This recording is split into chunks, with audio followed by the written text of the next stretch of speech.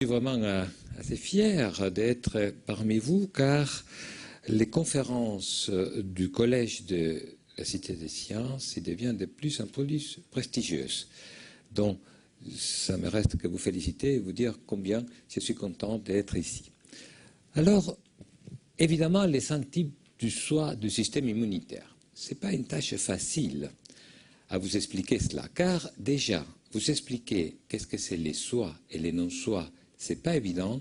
Si en plus nous ajoutons 5 types différents de soi, ça devient un travail un peu périlleux. Donc je vous propose de diviser cette conférence en 2 parties. La première, nous allons essayer de comprendre qu'est-ce que c'est ce système immunitaire et comment la reconnaissance entre les soi et non-soi s'est faite. La deuxième partie, alors, nous allons essayer d'identifier ces 5 types de soi immunitaires. Et tout d'abord, l'immunologie. L'immunologie, c'est une branche de la biologie qui étudie l'immunité. Qu'est-ce que c'est l'immunité? Les mots immunité, déjà, c'est un mot très ancien. Il était donné aux sénateurs romains pour identifier un privilège. En effet, du latin immunis, ça veut dire libre de, excepte de charges. Les sénateurs romains, entre autres, ne payaient pas des impôts. Assez rapidement, la médecine, il a adopté ces mots pour définir tout individu qui est en contact de germes pathogènes ou des malades ne faisait pas la maladie. Tout comme nous, mais nous ne faisons pas ni la coqueluche, ni le tétanos, ni la polio après une vaccination. L'immunité, elle est organisée, comme tout notre organisme, en système, que nous appelons système immunitaire. L'objectif de ce système immunitaire, il est assez, peut-être le plus important de tous les organes, c'est de maintenir l'intégrité biologique de l'individu. Une tâche très dure. C'est plus ou moins les ministères de l'Intérieur et de la Défense se réunissent. Donc, quels sont les mécanismes qu'il va utiliser pour maintenir cette intégrité? Alors, le principe fondamental, il est assez simple. Il va déclencher à travers l'organisme une réaction de défense contre toute entité qui lui est étrangère. Ce que nous avons et que nous appellerons désormais les non-soi. Autrement dit, il va déclencher une réaction contre tout ce qui ne l'est propre. Par contre, il va tolérer toute entité qui lui est propre, c'est-à-dire les soi. En définitive, cette reconnaissance de soi et non-soi, de ce qui lui est propre, de ce qui lui n'est pas propre, c'est une sorte de balance entre le rejet et la tolérance. Tout d'abord, quels sont les acteurs de cette tolérance et de ces rejets? Dans le système immunitaire, il y a 4 cellules principales, les lymphocytes T, les cellules naturelles killer, les lymphocytes B et les cellules dendritiques. Toutes ces cellules sont produites dans la moelle osseuse.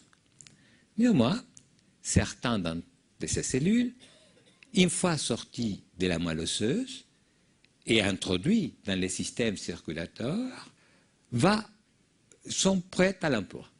Ils vont agir immédiatement. Ils n'ont pas besoin d'une sorte d'éducation, d'une sorte de formation. Ils quittent la moelle et ils vont pouvoir déclencher différentes activités. Ainsi, par exemple, les cellules naturelles killer, dont tueuses naturelles, pourront éliminer les cellules cibles qui ne correspondent pas à sa formation. Les lymphocytes B sont les lymphocytes producteurs des anticorps. Alors, on les appelle toujours B, car ces lymphocytes, ils avaient été trouvés pour première fois chez les aviaires, dans la bourse des Fabriciaux. La bourse des Fabriciaux se trouve à côté de l'intestin. Et c'est pour ça qu'on appelle ces lymphocytes B. Bien sûr, chez les mammifères, ce tissu n'existe pas. On a gardé la même terminologie parce qu'ils sortent de la moelle osseuse, en anglais, bone marrow. Enfin, les cellules dendritiques, appelées ainsi par sa forme étoilée. Mais voilà une cellule que, quand il quitte la moelle osseuse, doit continuer sa formation. Ce sont les lymphocytes T. En effet, cette lymphocyte T, c'est presque les directeurs d'orchestre de tous les systèmes immunitaires. C'est lui qui définit ce qui est du soi et de non-soi. C'est lui qui déclenche toute la réponse, en quelque sorte. Alors, pour cela, comme tout directeur d'orchestre, nécessite une formation complémentaire. Cette formation, il va les faire dans un organe qui s'appelle thymus. Thymus, parce que du grec, ça veut dire bouclier. Il se trouve derrière l'esternon, devant l'équerre et entre les deux poumons. Ces thymus, vous les connaissez bien, dans vos assiettes, s'appelle la riz de veau. Ce quartier me semble qu'il connaît bien ce type de tissu. C'est un tissu glandulaire. Alors, les lymphocytes T, qui s'appellent T pour cette même raison, c'est-à-dire parce qu'ils font sa formation dans les thymus, vont s'introduire et il va arriver deux choses. D'abord, dans les thymus, il y a tous les antigènes de soi. Alors les cellules T, qui sont très réactives contre ces antigènes de soi, c'est-à-dire qui réagissent violemment avec une grande affinité, comme on dit en biologie, avec les antigènes du soi, car ils sont ici tous représentés, eh bien, ces cellules seront détruites. Seront détruites par un processus que nous appelons d'apoptose, du grec encore, morte programmée. Par contre, la deuxième population des cellules T, celle qui réagit très faiblement contre les antigènes de soi, très discrètement, presque pas, alors on laisse que sa formation continue. Ainsi, nous aurons deux filiales différentes. Les cellules T vont se diviser en deux sous-populations, les lymphocytes T4, appelés T helper, et les lymphocytes T8, appelés T cytotoxiques. Voilà donc que nous avons maintenant les éléments cellulaires qui interviennent dans le système immunitaire.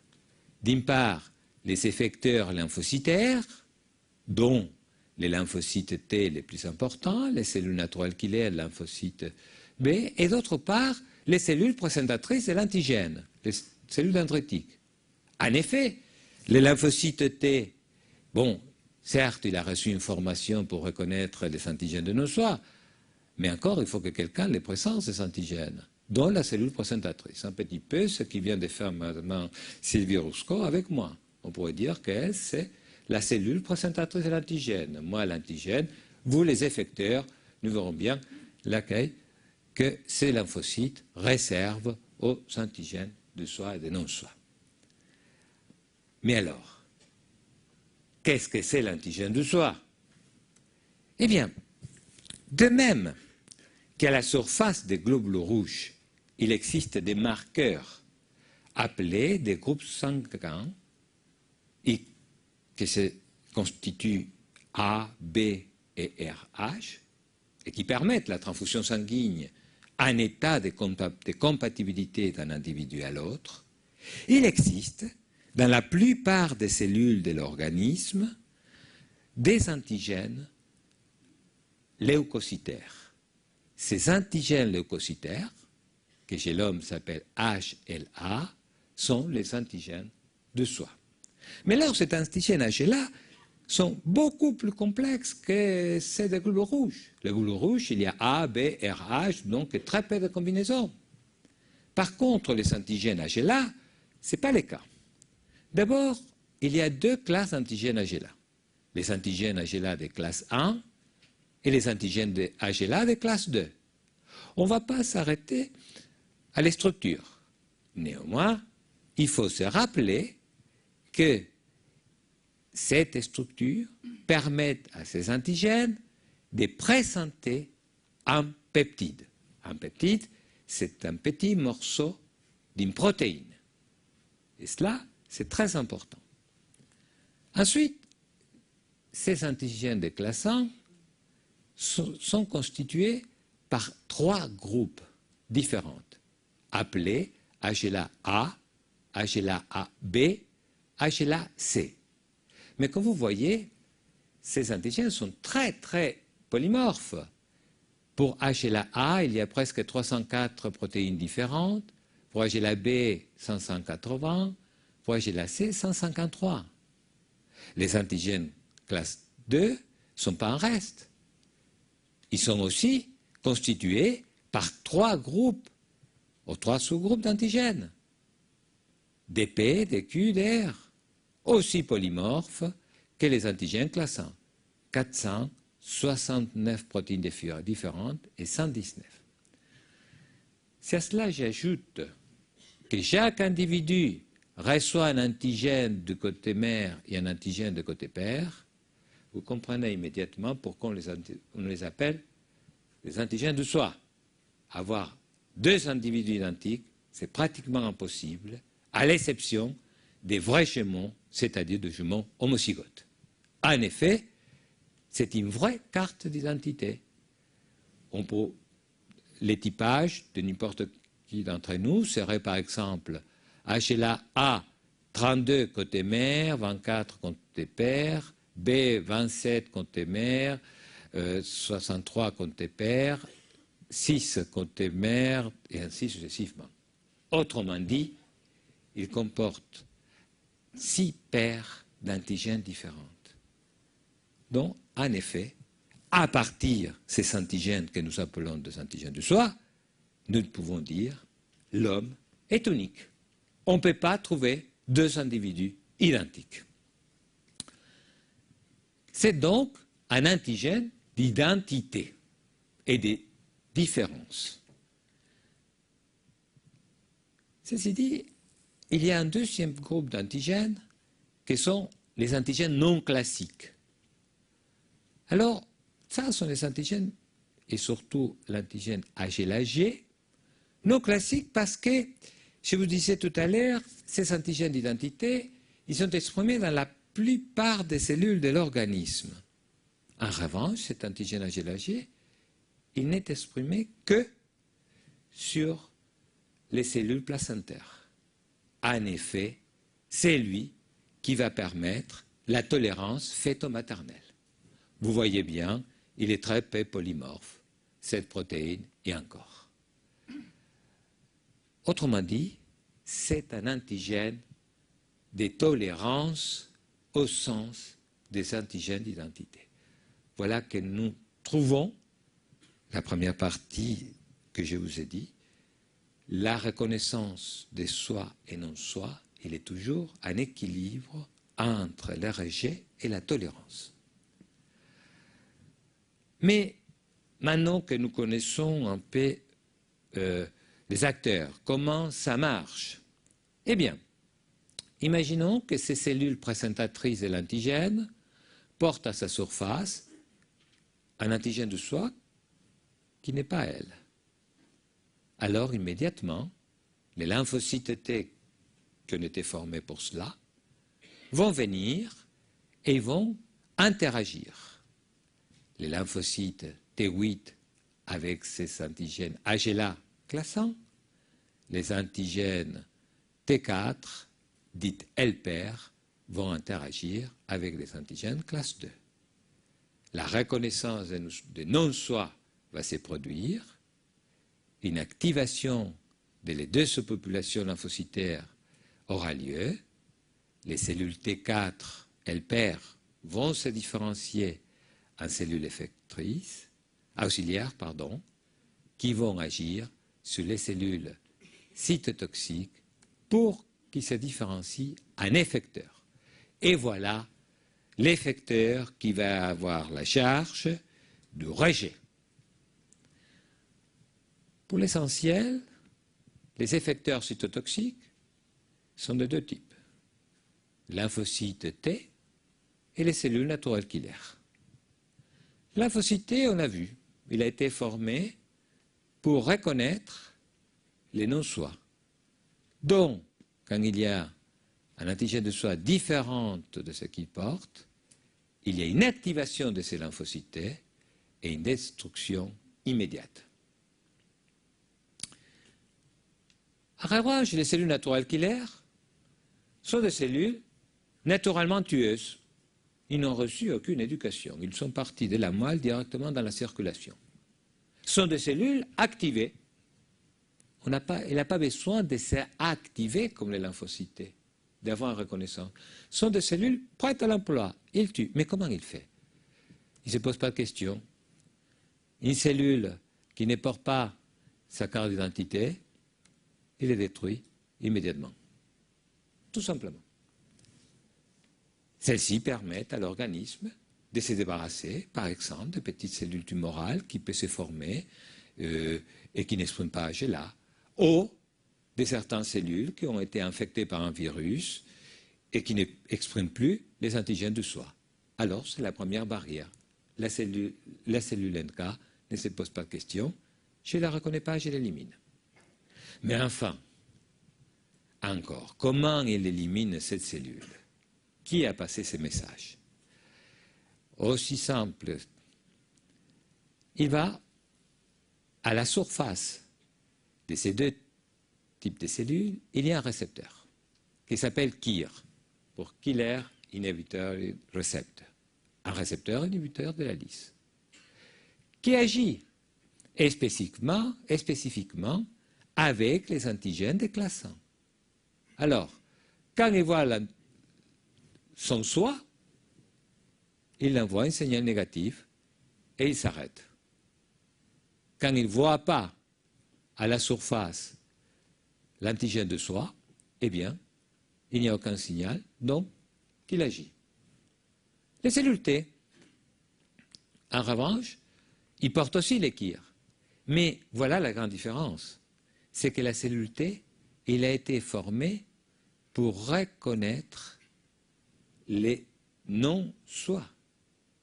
Tandis que la cellule naturelle killer, en quelque sorte, va agir par reconnaissance de l'absence de soi. Et c'est pour cela que ces récepteurs KIR dans les lymphocytes, il va être insuffisant pour arrêter la cytolyse. Voilà donc comment ce système est des rejets est organisé. Maintenant, on a dit, dans la grossesse, pendant la grossesse plutôt, ou dans les greffons de certains individus transplantés, il y a l'expression de cette molécule HLA-G. HLA-G, c'est une forte molécule de tolérance, c'est-à-dire qu'il inhibe toute réaction de rejet. En effet, il peut interagir avec plusieurs récepteurs inhibiteurs, sa signal est très forte, et donc la cytolyse incapable d'être déclenchée aussi bien par les cellules naturelles killer que par les cellules T. La molécule HLA-G, donc, cette molécule de tolérance, eh bien, c'est une molécule, comme je vous ai dit, qui se trouve seulement exprimée au niveau des placentas. En effet, dès les premiers jours de la fécondation de l'ovule par les spermatozoïdes, cette protéine s'exprime. C'est ce qui permet la nidation de l'ovule fécondé dans la paroi utérine. ces cellules portent HLA-G, mais par contre ne portent pas les antigènes de soi. Contrairement à toutes les cellules de l'organisme qui portent les antigènes HLA, mais pas HLA-G. À l'exception du thymus. Parce que les thymus, s'ils ne seraient pas exprimés HLA-G dans les thymus, les lymphocytes ne seraient pas éduqués. Et ils pourraient commettre l'erreur de ne les pas reconnaître. Alors on ne serait pas aujourd'hui là. Il y aurait des avortements à répétition. Donc, à l'exception des thymus, il y a une autre que c'est la cornée aussi. Alors, je vais vous montrer, c'est la seule petite expérience que je vais vous montrer car c'est très important. Aux années 90, c'est cette expérience qui nous avait permis, pour première fois, de définir ces tolérances fœto-maternelles qui durent 9 mois. Pour ce faire, nous avons prélevé, à partir des échantillons provenant des interruptions volontaires de grossesse, les cellules naturelles killer. Vous savez, ce sont ces petites cellules ocre qu'on voit là, du tissu de l'endomètre, ce qu'on appelle la déciduale. Déciduale, en grec, les tissus qui va tomber. Alors, vous voyez, il est bien infiltré. En effet, les cellules naturelles killer, son infiltration dans la paroi utérine augmente à fur et à mesure que les jours progressent dans le cycle menstruel. Ensuite, nous avons pris les cellules des trophoblastes qui présentent HLA-G et nous l'avons mis ensemble. D'abord, les cellules dont naturel killer de la mère avec les cellules trophoblastiques de son propre enfant. Et vous voyez, en vert, qu'il n'y a aucun cytolyse, c'est-à-dire qu'il n'y a pratiquement pas de destruction cellulaire. En revanche, ça suffisait d'ajouter l'anticorps anti-HLA-G, c'est-à-dire de bloquer cette molécule qui produit la tolérance pour que la cytotoxicité se déclenche et toutes les cellules soient détruites. Dans une deuxième expérience, nous avons pris des cellules naturelles killer provenant de l'hymen avec des trophoblastes provenant d'un autre enfant. Ce qu'on pourrait dire une mère porteuse, tout simplement. Nous avons obtenu exactement le même. Une absence totale, peu importe la mère, peu importe l'enfant, de la cytolyse. En revanche, quand on ajoutait l'anticorps anti-HLA-G ou on bloquait cette expression, eh bien, vous les voyez en marron, une cytolyse importante s'est déclenchée et la destruction de la cellule avec. Maintenant donc que nous avons plus ou moins, en tout cas de façon très schématique, compris comment ce système immunitaire marche, nous allons essayer d'identifier les 5 types de soins. Les soins peptidiques, les soins individuels, les soins de l'espèce, les soins empruntés, les soins adoptés. Les soins peptidiques. Imaginons-nous que Vénus, il a attrapé la grippe. Bon, pas étonnant, elle étant dévêtue depuis si longtemps, il allait l'attraper. Donc, ces cellules vont s'infecter. Les virus de la grippe vont infecter les cellules de Vénus. Alors, les cellules présentatrices, ils vont cliver ce virus, c'est-à-dire ils vont les couper en petits morceaux, et voilà que l'antigène de soi va présenter à la surface ces peptides que je vous ai parlé, dont je vous ai parlé. C'est-à-dire les peptides du soi. Autrement dit, elle est en train de le dire aux lymphocytes, attention, c'est moi, mais il y a quelqu'un qui m'embête, qui me squatte. Donc, il y a des non-soi dans mon soi. Lymphocyte, il est strict, il est élevé dans les thymus, il va la reconnaître comme de non-soi et il va détruire la cellule. Vénus, il a eu la chance il a échappé à la grippe. Voilà les soies peptidiques, c'est-à-dire un soi associé à la défense. Imaginons maintenant que Vénus, depuis les temps, rencontre les cellules de David. Une transfusion, par exemple, est affaiblie. Alors, Vénus, elle a à la surface de ces cellules ses propres antigènes de soi. David aussi, il a ses propres antigènes de soi. Mais là, ces antigènes de soi, non seulement il y a HLA qui est de soi, mais aussi les peptides. Car ces molécules toujours présentent un peptide.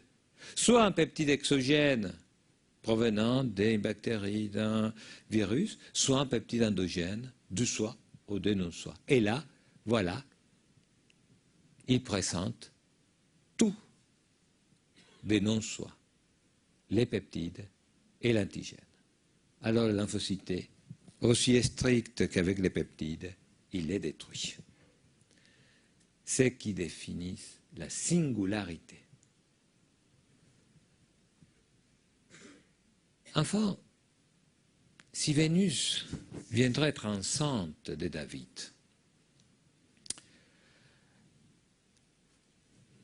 pour la moitié, cet enfant a les patrimoines génétiques de son père. Donc les antigènes, dès les cellules de cet enfant, portent des antigènes de non-soi de David. Évidemment que les lymphocytes devaient les détruire, car ils portent les antigènes de non-soi et portent les antigènes d'un autre. Mais voilà que HLA-G se trouve là. Je pourrais dire que ça tombe bien que ça s'appelle G parce qu'on l'a appelé comme ça, G comme gestation. Ça embellirait très bien mon exposé, c'est faux. C'est comme ça parce que ça vient après A, B, C, D, etc. Mais ça tombe bien.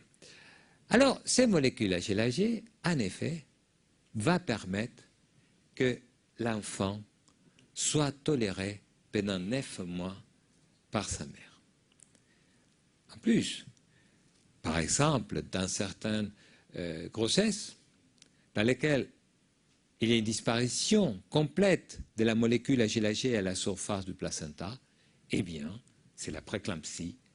Ça va se terminer par un accouchement abrupt, un peu brutal. De même, dans les fécondations in vitro, la quantité de HLA-G dans les sons agents va permettre de prédire les succès de la grossesse et peut-être les nombres d'embryons à implanter.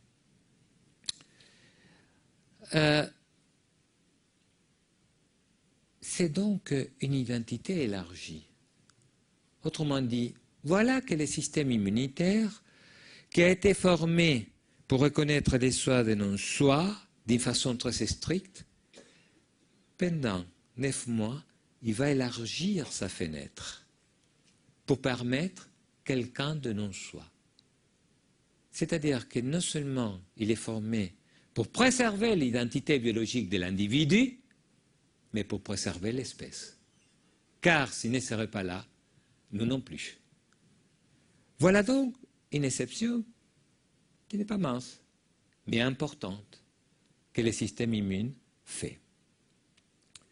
Ainsi, au moins chez l'homme, mais aussi dans les autres mammifères, l'espèce est conservée. Maintenant, les soins empruntés. Alors, ces soins empruntés, c'est très temporaire. D'abord, ça dure, ça se passe en quelques minutes et ça dure que quelques heures. Quand les cellules de Vénus rencontrent les cellules de David, ils vont s'activer et il va y avoir une sorte de synapse qui s'est fait entre ces deux cellules afin de faire connaissance.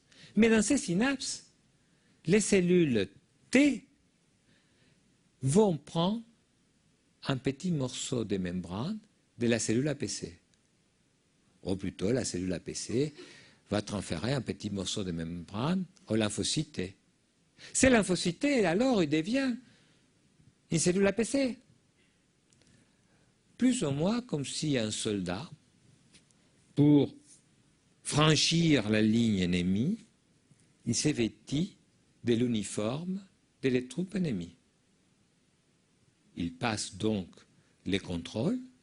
Il peut mieux informer les autres lymphocytes qu'il y a des cellules qui sont de non-soi, dont des troupes contraires, mais il prend des risques, parce que si ses propres armées, puisqu'il est vêtu avec l'uniforme de l'autre, ne les reconnaît pas, il les tue. C'est ce qui se passe aussi avec ces cellules. Alors, ça va être de soi ou de non-soi, même si c'est pour quelques heures. Probablement, ça va être du soi emprunté. Enfin, nous arrivons au soi adopté. C'est soi quand même que ce soi adopté, c'est un soi qui est plus définitif. C'est le cas de la transplantation.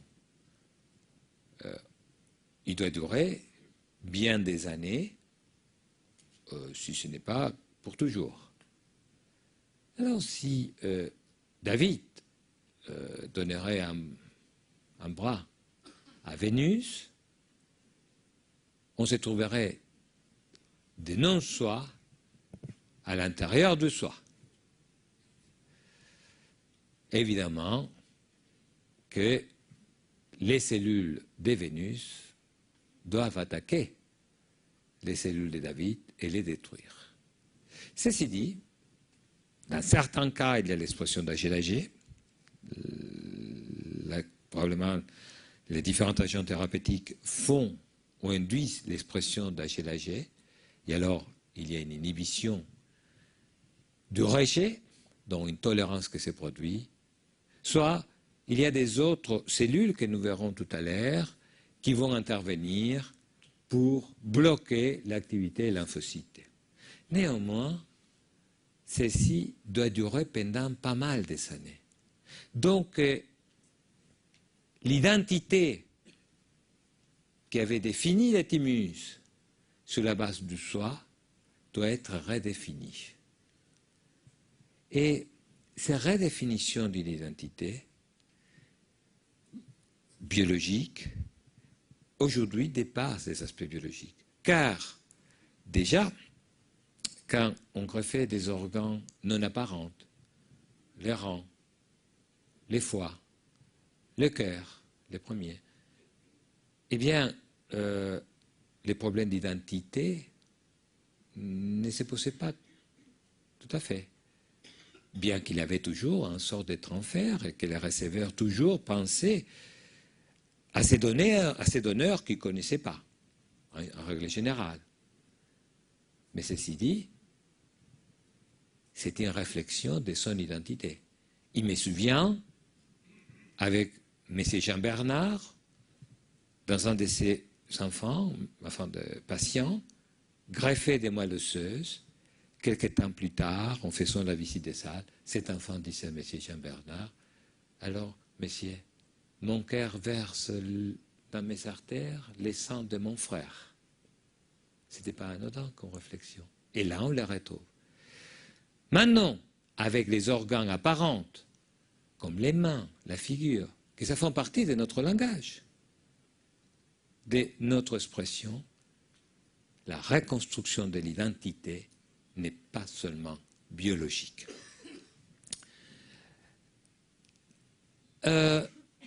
Donc, cette soi adoptée doit être redéfinie. On peut dire, après tout ça, que on peut donc qu'il y a 5 types de soies différentes. Les soies peptidiques, qu'il est associé à l'identité et à la défense, c'est ce qui nous permet de nous débarrasser des agents pathogènes, les soins individuels, associés à l'identité et la singularité, mais enfin, les soins d'espèce, les soins empruntés et les soies adoptées, 3 types de soies différentes qui est en train d'élargir la fenêtre que les thymus avait implantée à ces lymphocytes. Et cette, en quelque sorte, identité élargie remplit les objectifs des systèmes immunitaires. Conserver l'identité biologique, mais aussi de l'espèce. Car en redéfinissant son identité, permet la survie de cet individu qui a reçu un organe vital.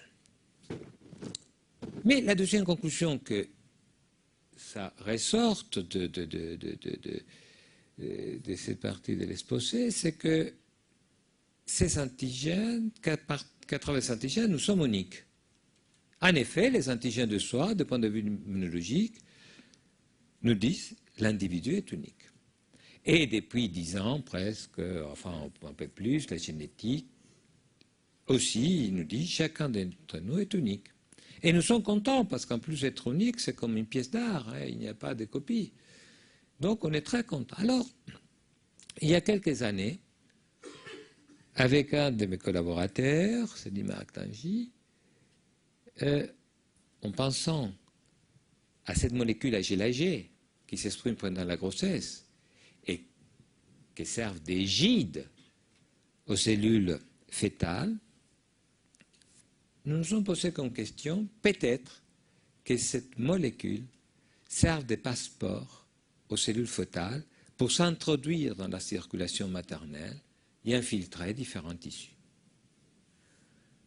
Nous sommes allés dans une pathologie très banale de la femme enceinte, l'éruption polymorphe de la grossesse.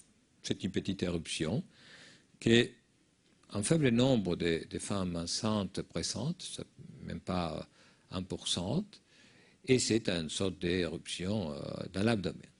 Nous avons biopsié cette peau et nous avons essayé de voir s'il avait des cellules fétales. Et en effet, voyez-vous, ces petites cellules sont les cellules de son enfant. Mais le plus extraordinaire qu'on a eu, c'est que 27 ans plus tard, les cellules de cet enfant étaient toujours là. Comme quoi, une mère ne se sépare jamais des cellules de ses enfants. On pourrait voir dedans une explication biologique des complexes d'Oedipe. Ah, soyez pas si contents que ça, car l'enfant aussi il a des cellules de sa mère. Et les frères jumeaux aussi des cellules de sa sœur ou de son frère.